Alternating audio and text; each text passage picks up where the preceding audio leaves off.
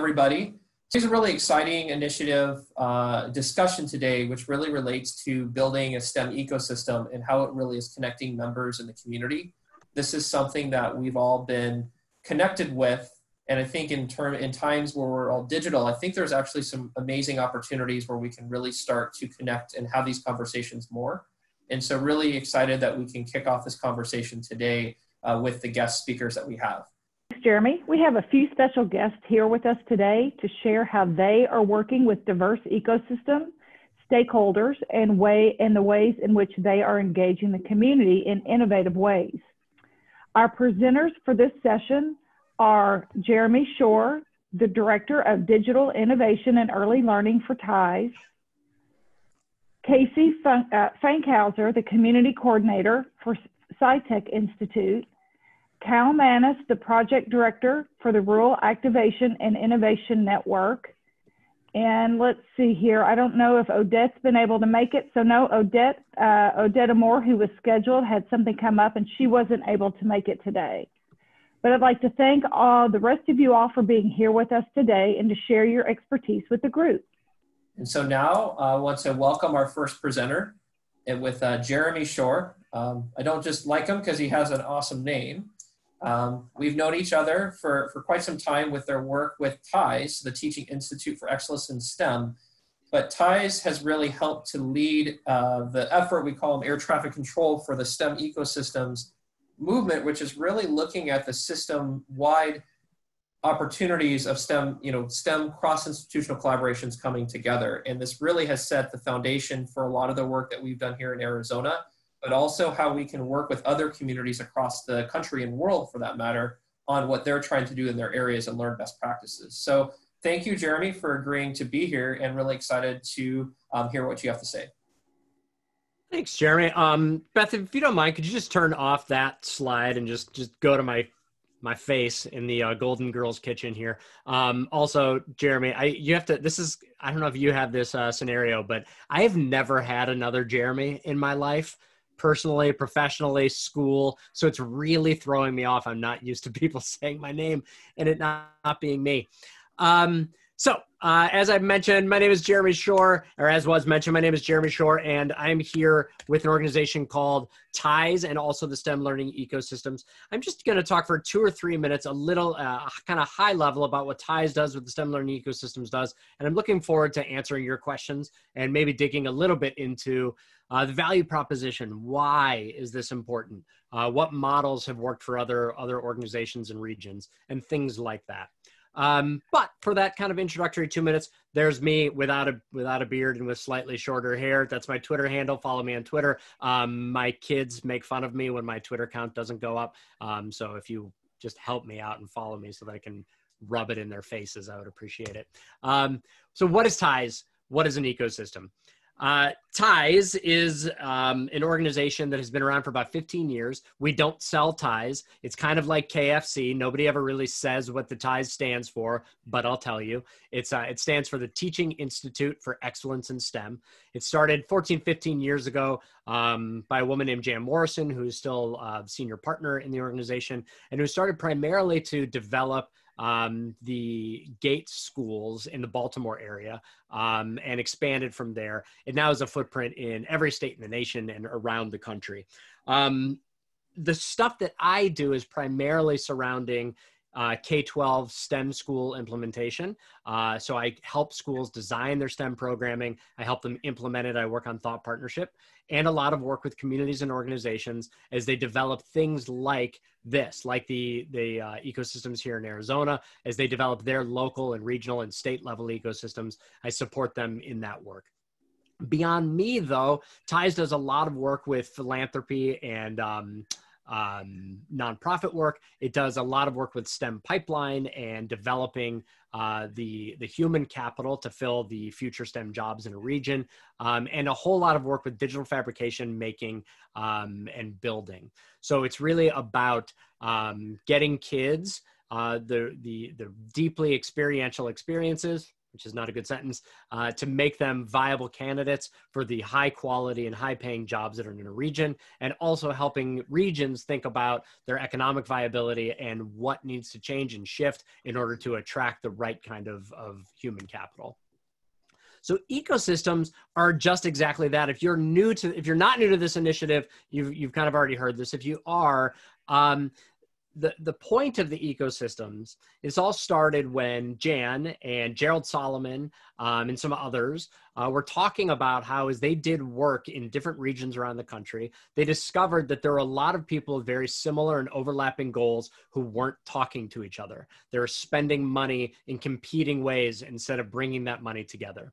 So the idea of the STEM ecosystems was born, and the idea is that you bring together the key people in a region. That always includes education, business and industry, philanthropy and nonprofit, things like that. It also sometimes includes higher education, out of school time, faith-based organizations, depending on the makeup of the region. You get them together in a room and you say, all right, we've got a lot of differences. We have a lot of differing goals. But we have a lot of things that are overlapped. What are those things that are overlapped? What can we focus on together so that we can make our money go further, our person hours go further, and really elevate the entire region together? I like this quote from a research study that was done on the ecosystems before I was around. STEM learning ecosystems harness the contributions of educators, policymakers, families, businesses, informal science institutions, after-school and summer providers, higher education, and many others. This is the key, towards a comprehensive vision of science, technology, engineering, and math learning for all. To that has been added lately computer science and computational thinking, but it is really about what are the things that we all need. Sometimes it's really specifically STEM. Sometimes it is more STEM as a concept, those skills of being able to solve a problem, to be able to create solutions, to find the problems in the first place. And that's really what it's all around. Since that initial inception, the ecosystems are now present in 89 sites, primarily in the United States, but also Canada and Mexico and Israel and Kenya and some other places, and growing. There's some other locations that'll come online soon. We typically meet twice a year. Everyone gets together. That's obviously not going to happen in person this year, but we're developing some pretty cool and innovative virtual offerings that I don't think you'll have seen before that will be happening for this coming convening in October. And the idea is we all get together and we share best practices. We talk about the failures and we talk about the things that we need to do in order to reach those goals. So with that, that's kind of it for me in that introduction, but I'd love to dig in on any of these topics or on that value proposition, why this is important. We're a resource. We're available to you right now, but also as you in your different regions move forward and develop programming and content and need that support, that's something that we can always assist with. So thank you, Jeremy. Perfect. So thanks for giving that overview. And what we'll do is we'll ask the questions after Casey and Cal have gone on as well. One quick one though is the language in the background is really cool. How you have the slides behind you. Some of it was fuzzy, but are we able to get a copy of those slides so that we can hand it out afterwards to our attendees? Yep. I was not doing this until like the day before yesterday. And so I had to throw some stuff together after your deck was done, which is why I did it that way. But absolutely. Yep. I can get those out to you. I love it though. It's really cool to have it in the background. I should try that once in a while. So next I want to cue Casey Fankhauser. She actually started working with the SciTech Institute as a Vista Fellow, and that was actually connected with the STEM Ecosystems Initiative and areas to get the service-oriented work. And she's been phenomenal in terms of really delving into the STEM ecosystems really in Arizona and starting to really dive into this work in Arizona. And it's going to present some of the work with the SciTech Institute and really lay the stage for the follow-up conversations we're hoping to have afterwards. So thank you, Casey, for being here, and take it away. Hi, everybody. So I'm Casey. Like Jeremy said, I work for the SciTech Institute. I'm also a graduate student at NAU, which is why I'm currently in field clothes out in the middle of the woods. Before I start, I just want to give a shout out. We have a couple of friends from our STEM ecosystem network outside of Arizona that are on the call. Amanda from the Museum of Science in Boston, although it looks like she's in Tampa currently. Mauricio from Mexico. Perhaps podemos practicar español contigo. and my good friend Tom from Kenya. So if you happen to be one of the lucky ones in a breakout room with any of those guys, be sure to give them a special hello. So when it comes to Arizona, the ecosystem in Arizona, there's a few sort of key highlights I want to point out. The first one is, these are some of the indicators from the Arizona Science Board or Science and Engineering indicators. This is from the Department of Labor. So you can see Arizona actually has a higher percentage of scientists and engineers workforce than the rest of the country, which is something to be really proud of. Also workers in technical occupations. Talk about, you know, Arizona, maybe people don't think about it as being this huge like STEM hub, but it really is. We have a lot of STEM going on here. However, you can also see we also have a really wide range of in-state costs for public institutions. So when you think about, you know, maybe sort of the diversity of accessibility to STEM across the state, you can see that there's like a pretty wide range for just sort of the financial threshold to get into something like a four-year institution. The other cool snapshot that I found to look at sort of a STEM ecosystem as a whole is this workforce link. So if you look on here, these are going to be the top 20 projected STEM field or like workforce jobs in 2020 or 2028, excuse me. You can see we have a lot of computer science. We have a lot in the medical field. Our health field is really huge here. So when you think about, you know, what are we looking at? You know, what key aspects of the STEM ecosystem are we looking at to try to build potentially a workforce or to build opportunities for good jobs for youth in the future? You know, you can look at something like this and be like, okay, cool. Like this gives us a good idea of maybe, you know, if we're working on programs to increase workforce development, maybe these are some of those areas. So this is just a really cool snapshot of some highlights in Arizona. And when we talk about ecosystems, because I'm at a Forest Service research station right now, when I think about, you know, what resources are out there that maybe are being underutilized, I feel like the Forest Service and the Park Service, one of the coolest things about Arizona is we have 22 national parks and national monuments, which is just such a cool number. And I haven't even been to all of them. And all of them have some factor of educational programming. And then, so that's the map on the right, and the map on the left is national forests, which also do have some educational outreach.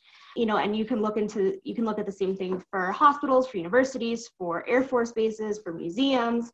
There's a lot of resources in Arizona. And this is just one little snapshot of maybe a way you can think about resources might be in your area. And then I also wanted to highlight, so we've been working on creating some sort of rubric to sort of help us think about, you know, in a community, how do we measure the impact of our partnerships, you know, the quality of opportunities in our ecosystems, the resources that are available, how equitable it is for, you know, different learners to access STEM learning opportunities. So this is something that we've started working on very early in the process, but we wanted to bring it up to you because I know a lot of you guys are sort of in this area. And if you're in education, if you're a nonprofit, if you're in government, a lot of people have some level of accountability for measuring the impact of their work.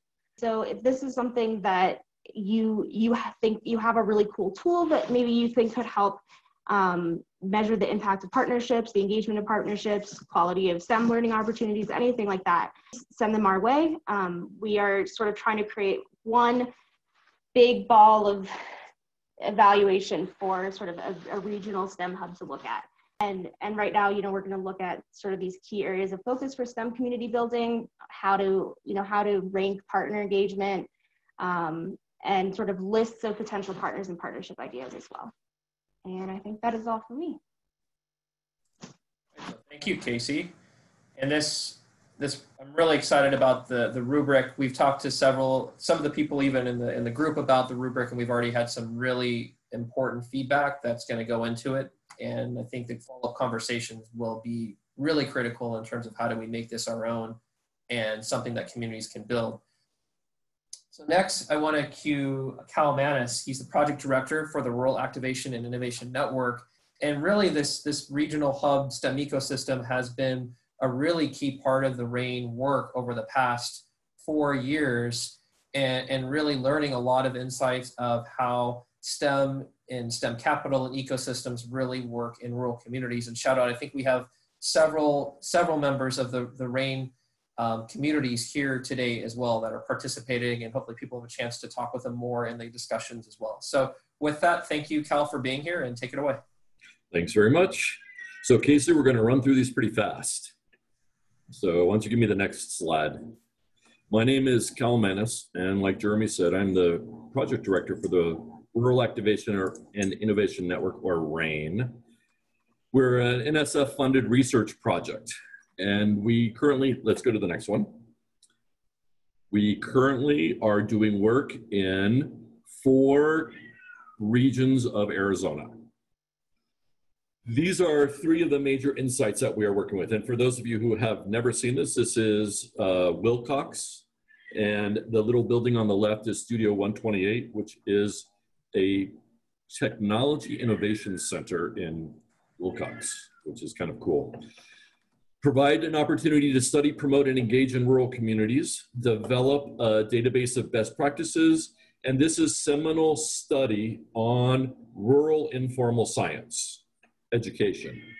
Next, please.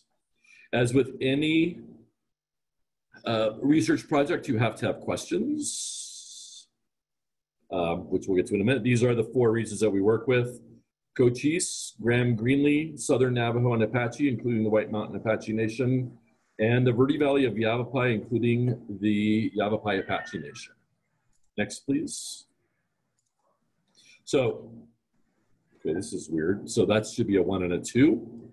There are 4 questions, and we're going to go through them pretty fast. So, how do rural communities perceive, access, and engage in formal learning? What is the extent to which communities identify themselves? This is a really big one. This is what we've spent a lot of time with, is STEM identity in these communities. Next, please. Next slide.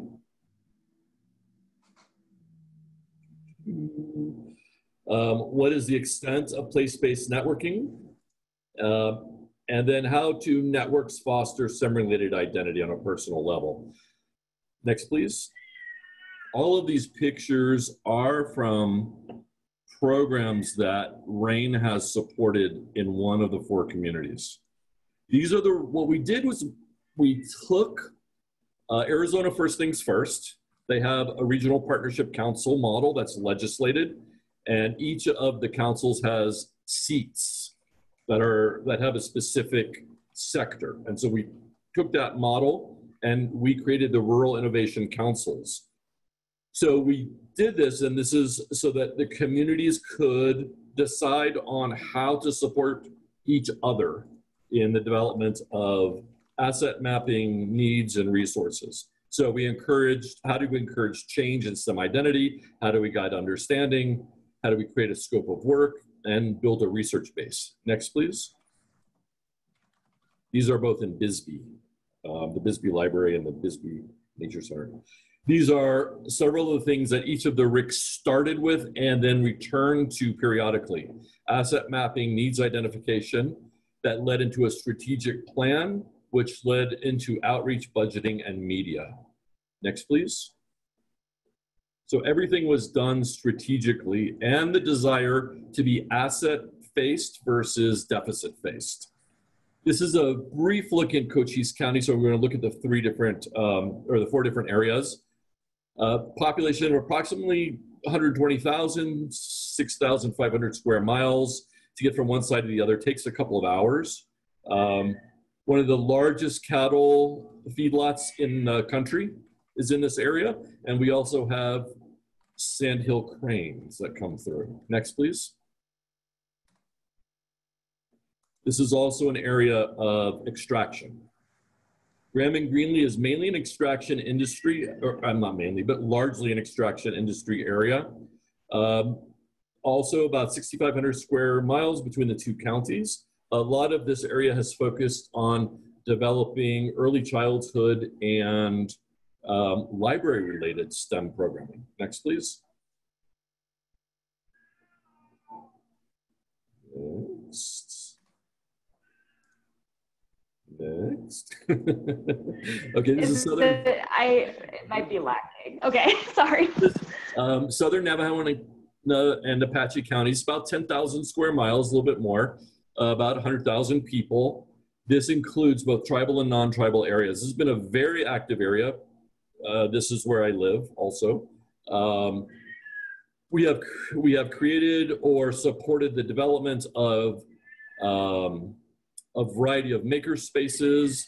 We work with libraries extensively, nature centers, after school programming, as well as a new movement with poverty mitigation and workforce development. Next, please. And the last one is the Verde Valley. And in the Verde Valley is the smallest of our regions, about 700 square miles, 56,000 people. This is a strong environmental area. Anybody that's been up there, it goes from Sedona to Cottonwood, Clarkdale, Jerome, and Camp Verde. We have a huge relationship with Yavapai College and the cities. The cities are amazingly supportive, and they see STEM as the road to economic development. Next, please. I think that's the last one, actually. We are, as I said earlier, we're a research, that's Mount Graham behind me, and there's a great observatory back up there. We're a research grant, so we've done social networking analysis, 2 full series of research data collection, and we are in our last one right now. And those data will be, those data are available now, and some will be available as we sunset this project, which is in September of 2021. And later I can help with answering questions. Thank you very much. Awesome. Well, thank you, Cal. So we got 3 different perspectives. Hopefully this is really starting to get some basis of ecosystems, but we really ask if you can put some questions that you might have for our 3 presenters in the chat, and we'll take a few minutes to do a general question. So I'll start off with one, and this goes to Jeremy. What do you think is the most important step when communities are looking to start a regional hub or STEM ecosystem? Yeah, I'll tell you, this would not have been my answer 3 months ago. All of the conversations we've been having about equity in light of the events of the past 3 months, the same thing keeps coming up over and over again. And that is that every single organization that I've spoken to, and we're talking about hundreds at this point, organization, individuals across the country, what they say every single time is, I'm part of this organization, this ecosystem, this other collaborative, whatever it is, and they're doing great things, and their hearts are in the right place, and they're trying to make a big change, but, they never actually asked me what I need. And that's been the new rallying cry of the past, several months, and hopefully continuing forward, is that when we start having these conversations, the biggest thing we have to do is actually talk to people and listen, find out what the gaps are, because in our minds, we might say, the problem is that there aren't devices for kids to access. And that very well may be right, but it also might not be. So I think that is the primary thing, and the thing that I would always start with is convening people, not just your funders and your partner organizations, but also the people you're hoping to service, and really get into a deep conversation about what's going to make a meaningful impact on their lives and the lives of their kids. I think I'll address this to all 3 of you. Cal, if you want to start with this, what strategies are you using to reach out to rural areas, specifically to you, Cal? And then Casey and Jeremy, what are some of your additional tactics, if you will? So all of the work we do is rural. We don't actually sit in the city and reach out. I live in the communities, which is one of the reasons why relationships were a little bit easier. We also leverage existing networks that either Jeremy, SciTech was involved with, I was involved with. We leveraged what we actually knew and who we actually were around. So strategies are extremely varied. They are place-based, which I think is pretty important. And, and equity, not equality, but equity is the key for our, for the work that we do. I would say, yeah, first of all, actually physically going, I mean, obviously right now, maybe not, but in general, going and physically visiting those groups. I think the other big thing is just not to go into it with an agenda of what you want to achieve. You know, I grew up in Phoenix, and me going in and having an agenda of what I think rural STEM should look like is not valuable for anybody. So really, like Cal said, and Jeremy mentioned too, doing a needs assessment, you know, really being like, you know, we have some connections, you know, we're really interested in STEM, like what could we do to support you guys? Yeah, Hope, I think the only thing that I'd add, I think those are really the gist of it. The only thing that I'd add is, at least in my experience, which is anecdotal, in rural areas, I at least sometimes have a harder time getting broad collections of people to talk to, and also getting them to trust me. So on the former, I think it's important to think about what the partner organizations are that already have the trust of those communities. And sometimes it's things that you don't necessarily think of first. In certain regions, as an example, organizations of pediatricians have been incredibly helpful because they know the power of education, the power of learning, the power of keeping minds active, and they have the trust of their communities. So they're willing to put things out in their lobbies and their waiting rooms and in their newsletters. Schools in some cases, but not all cases.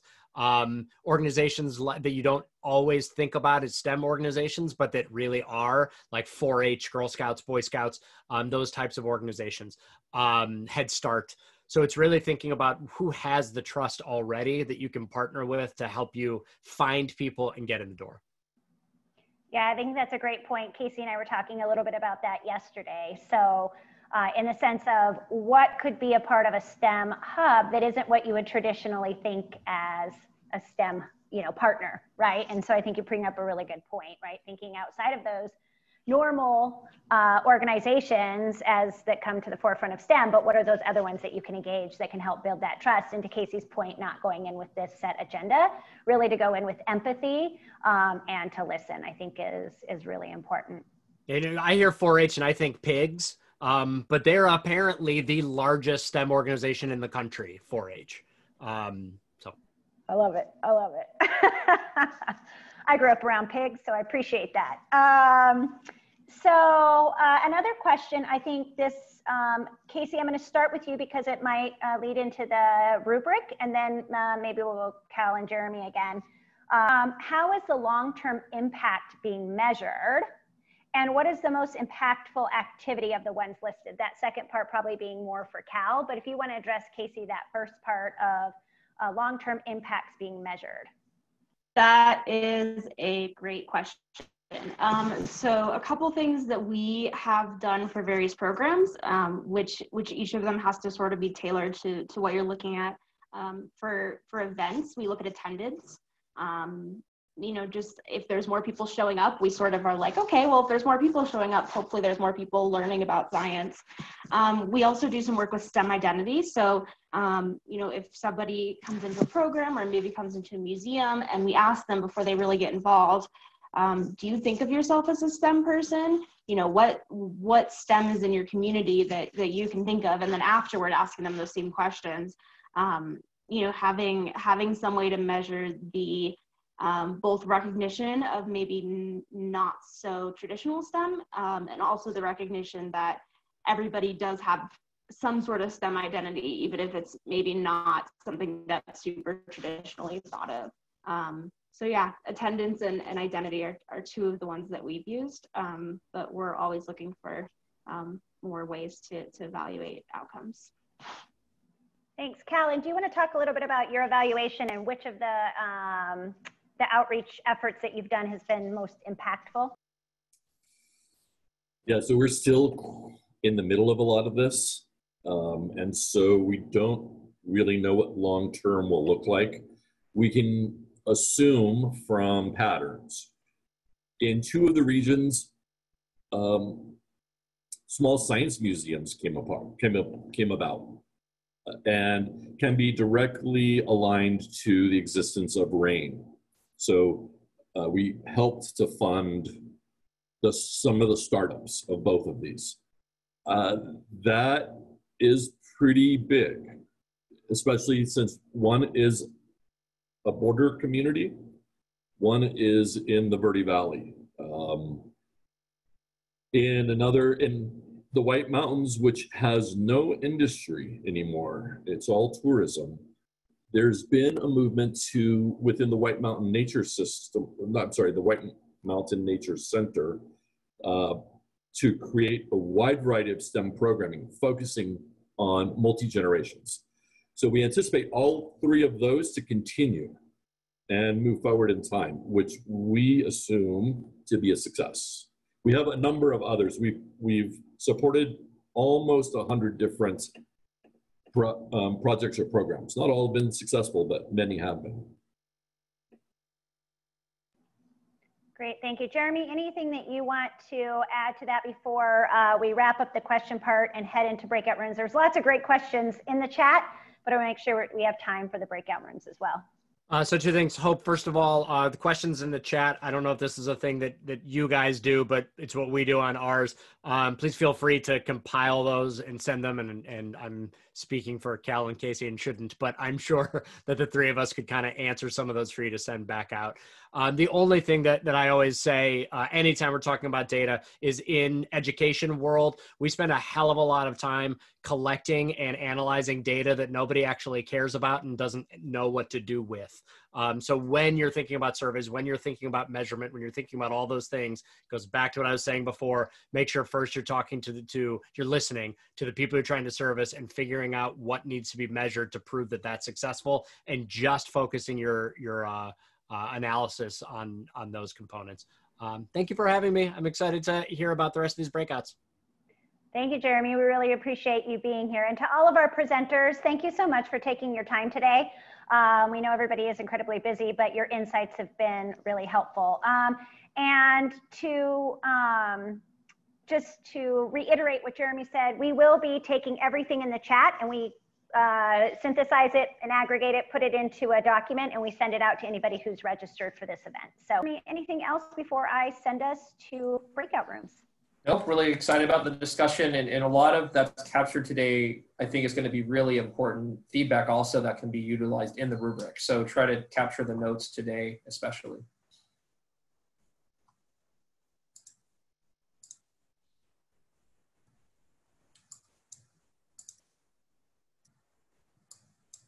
All right, looks like, oh, you there? I hope so.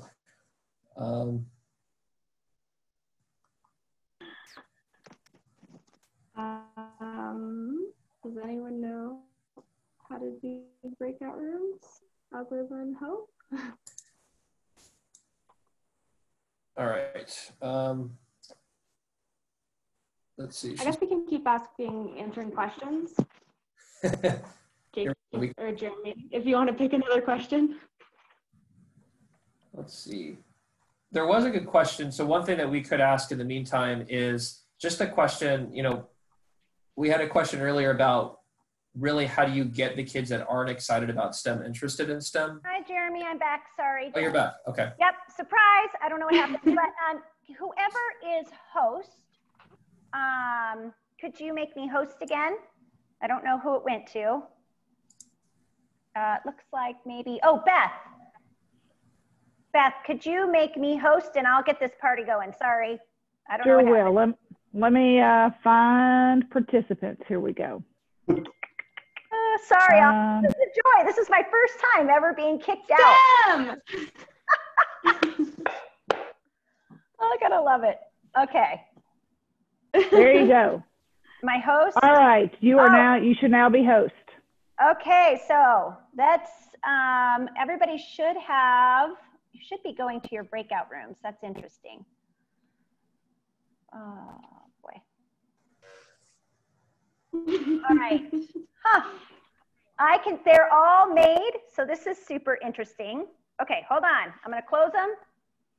Jeremy, go ahead with your conversation or your question. I'm going to start again really quick. Okay. So we wanted to, one of the questions was how will an ecosystem approach, you know, get more kids excited about STEM, especially the ones that aren't currently excited. So maybe Jeremy, Cal, Casey, any thoughts on that one? Ooh, I do, for sure. I think one of the biggest things is thinking outside of traditional STEM. When you think about people who maybe don't have any ties to, you know, engineering or chemistry or biology, especially in an academic sense, it's really hard for them to feel like they have a say in it. But, you know, I think in Arizona, for example, if you live in the desert, like every kid has probably been poked by a cactus, or, you know, a lot of people have family members who are trade workers. And so I think just really thinking about how the parts of STEM that maybe everybody engages in, but nobody thinks about as traditional academic type STEM, I think that's really important. Oh, and one more thing, since they haven't unmuted yet. Also teaching kids about scientists' failures. Yeah, go for it. I'm gonna try. We're gonna see. This is just so exciting. Here we go, let's try. Fingers crossed. Oh, we got it. Yes. I'm so sorry, y'all.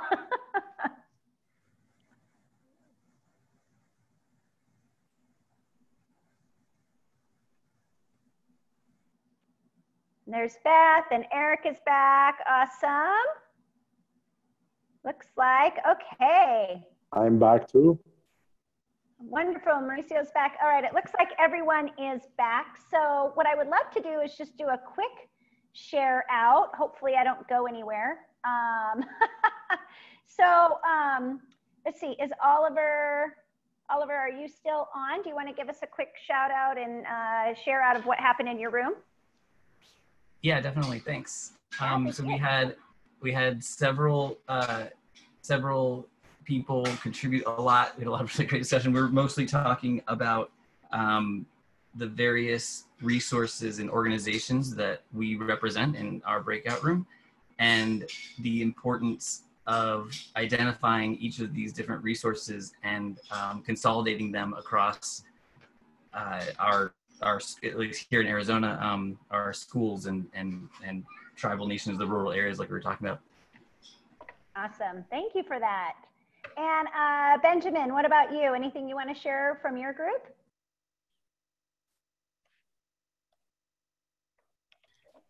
You know, the main focus seemed to be that we think locally and we outreach nationally and internationally, but the structure just isn't there to make things happen quickly. We run into a couple of big problems.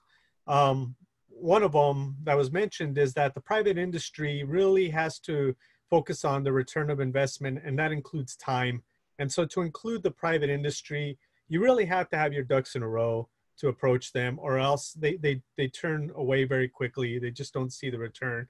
And then you have the opposite problem, and it's the big behemoth universities.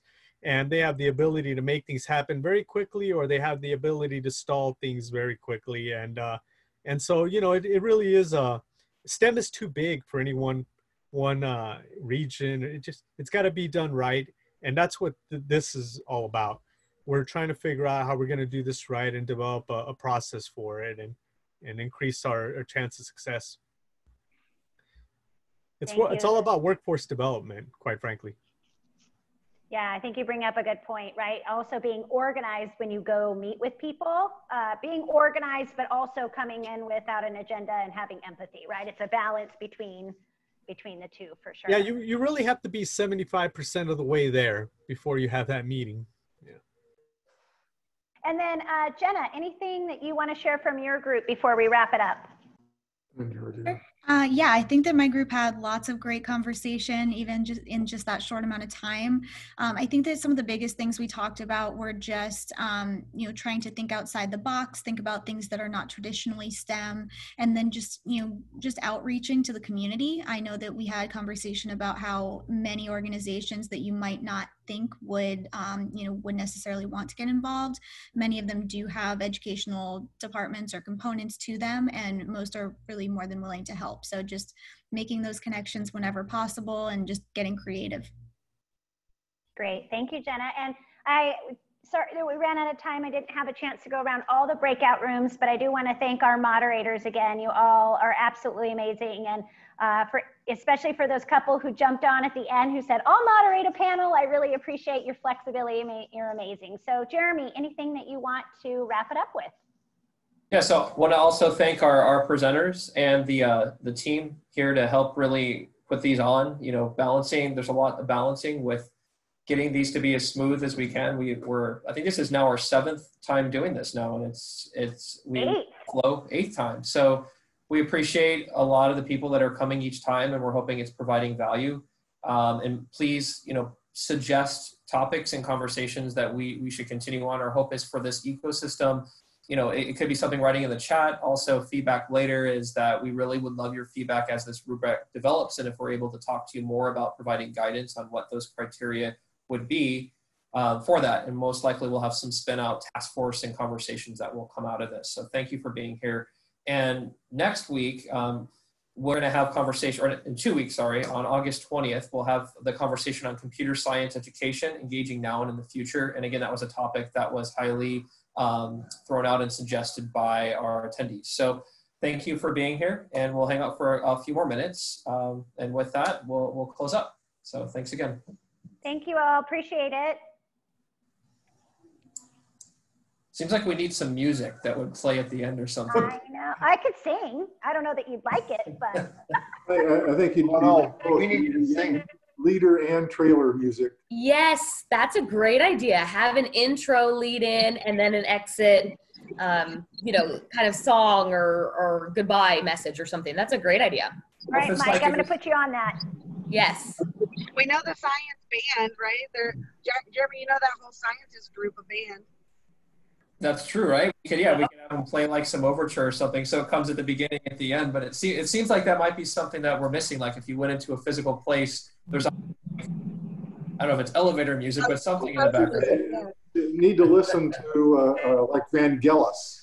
Okay, some of the music that he did with the Cosmos background. Remember Carl Sagan's Cosmos? The music there was by Vangelis. So yeah, Chariots of Fire as well. Yeah. There you go. There you go. I love it. We'll come up with a theme song and we'll try and implement that next time. That's a great idea. It's interesting is the Mars mission. NASA has started to put music behind that too. might use some of that as foreground or background music. What about Star Wars? Star Wars theme music. That'd be kind of cool. Oh, that's great. That's great. I like that. The Emperor's March as we start. Yes. Or especially if we introduce you, Jake. That's brilliant. Oh, yeah, there we go. There we go. No, mine would be the Ewok theme song if it were. Okay. All right. For me, so.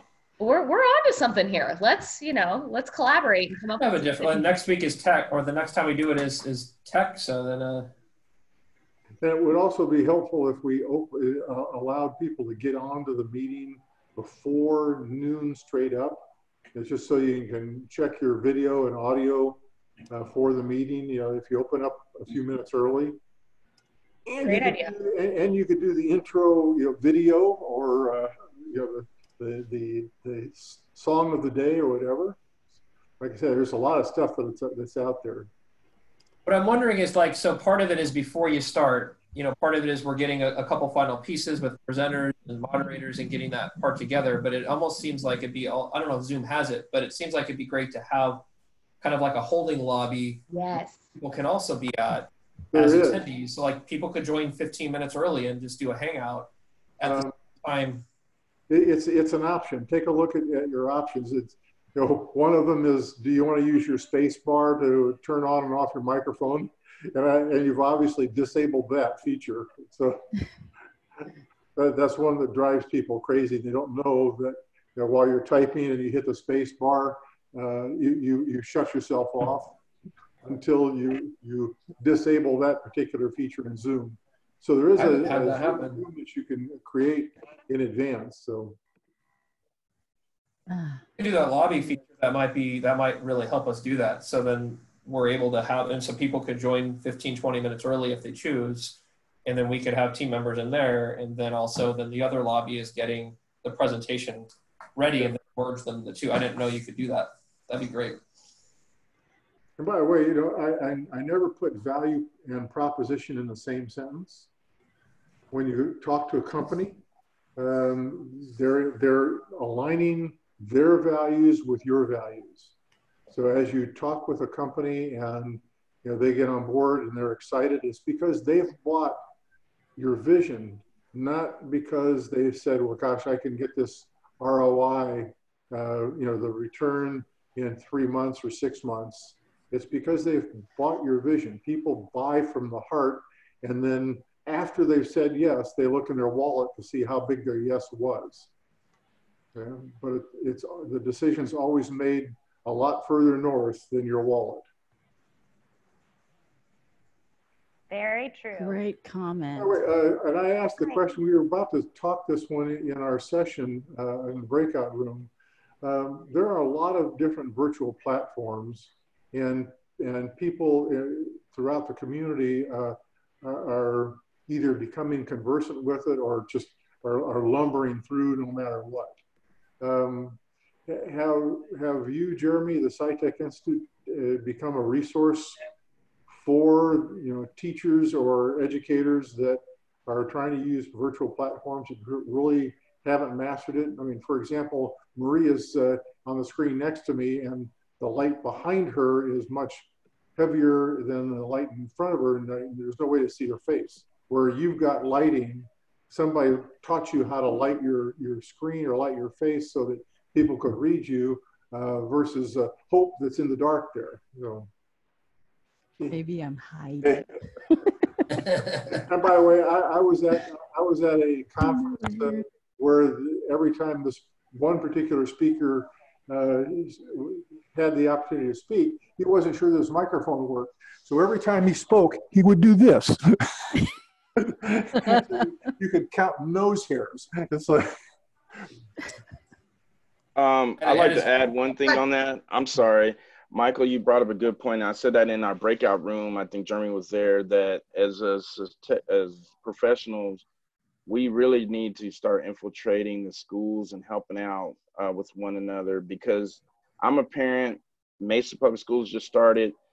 It's been hell. And I'm just saying, I don't mean to be the graphic, but being a parent of 4 kids at all different levels of school, I got elementary, middle school, high school, and one fixing to go off to college, coming to ASU in the fall.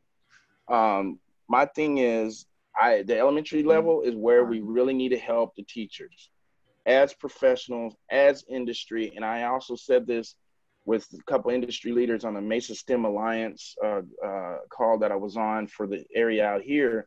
I said, really want to help. I think somebody mentioned this time and investment. You need to address it to your managers or anything to stipulate an hour each day or 1 hour a week and be on like virtual on their whatever online platform that they have, as long as you get the schooling to help out these parents, one thing, and 2, the students, because if they don't, I mean, it was just, especially with the elementary kids, especially with our STEM, that's where I think we need to help. I mean, it's highly important, and we need to build our synergies in that too. Well, we've got the chief science people, officers, and we've got the ambassador program. I don't know how large the ambassador program is, Jeremy. If we have 20 students or 200 students or whatever, but to start to pair them and do exactly what Mark suggested, is that they host 1 hour sessions that are user based. And the kids understand the platform and probably can run circles around the original developers of those platforms in heartbeats. If you want to learn how to use your phone, you ask a 4-year-old. It's that might be something we do with the ambassador program, is to Hi again, sir. Welcome to Hope. Okay. We got a lot of the team here. I want to make sure, Etta, you wanted to say something, right? You know, I just actually put it in the chat because I need to run. But one thing that I just want to put out there that is a huge issue, and it sort of gets to this point that Mark was making, there is so much online content. And I have first and second year STEM teachers, and they can't wade through it. So somehow we need a curator who can curate all of this stuff and then help both teachers and parents. So it's just a call for your curation, but I got to run to another meeting. It was really nice talking to everybody. Thank you for the kudos, Cal. I'll see you in a few minutes. Bye. Thanks, Etta.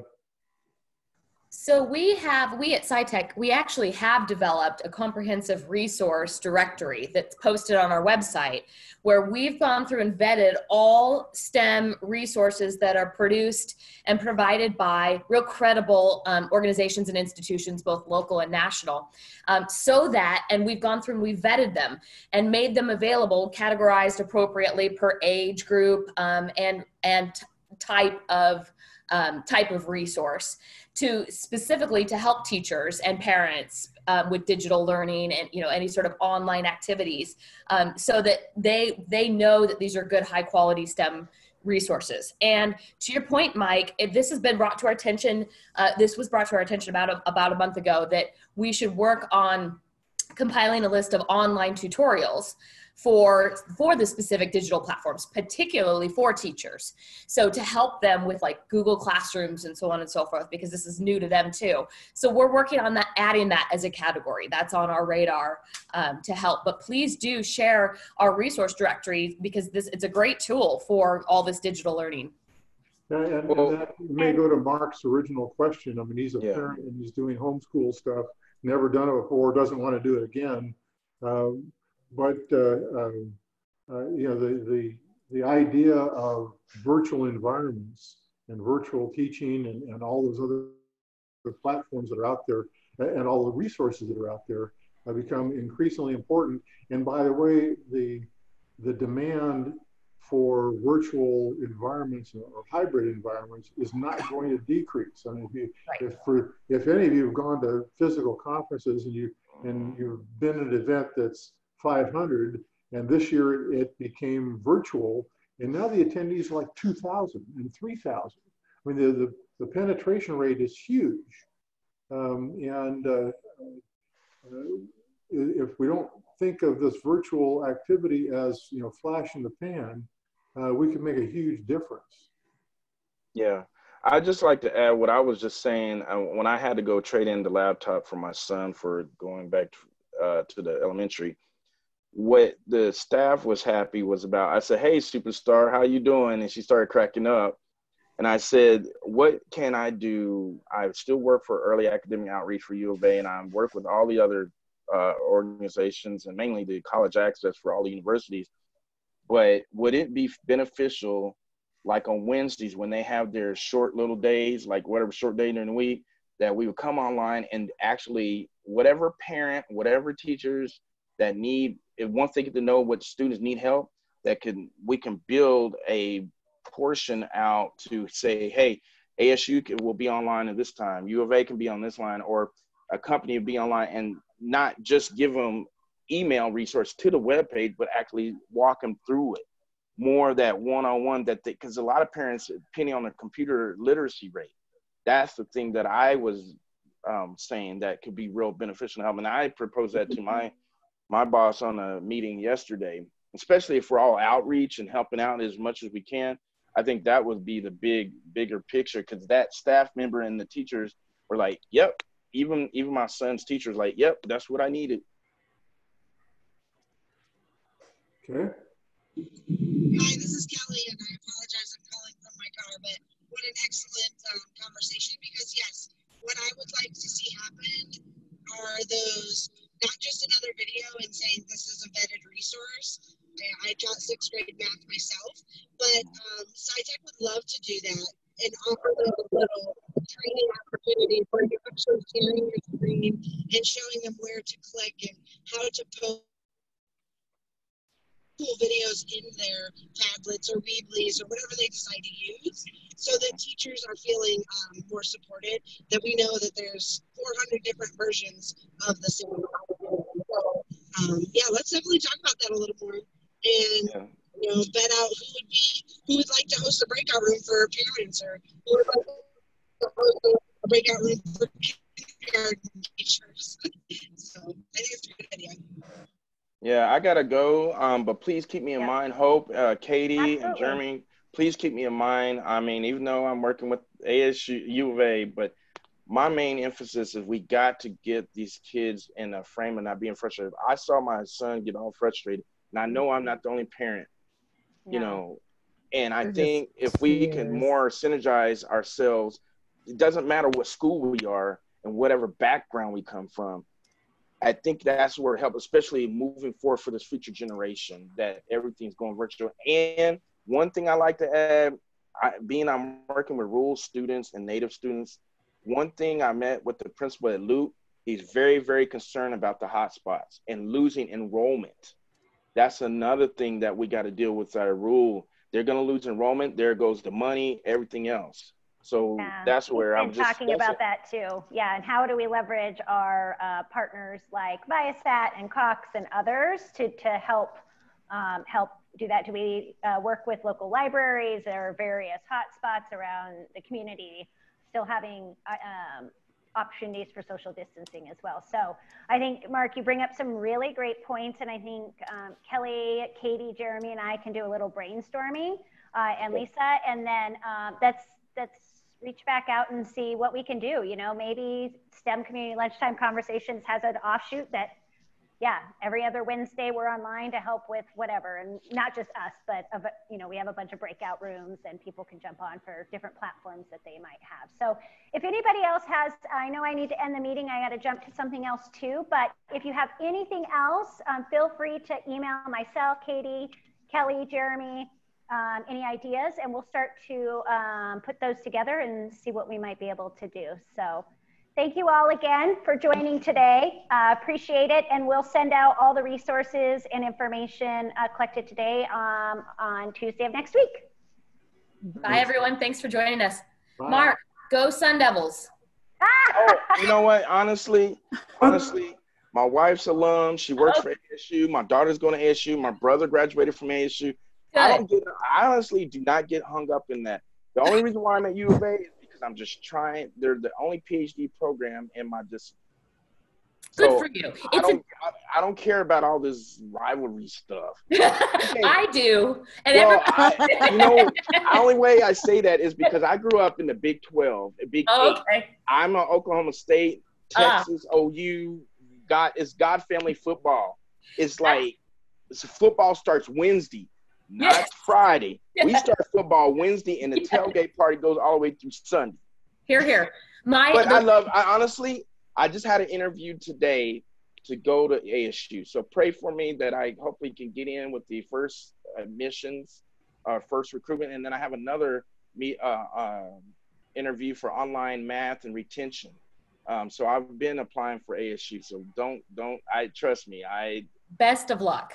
Yes. And your family has great taste. The Oklahoma schools are my father's alma maters, both of them. So they're very near and dear to my heart also. But of course, U of A does have good programs. So yeah, I totally get it.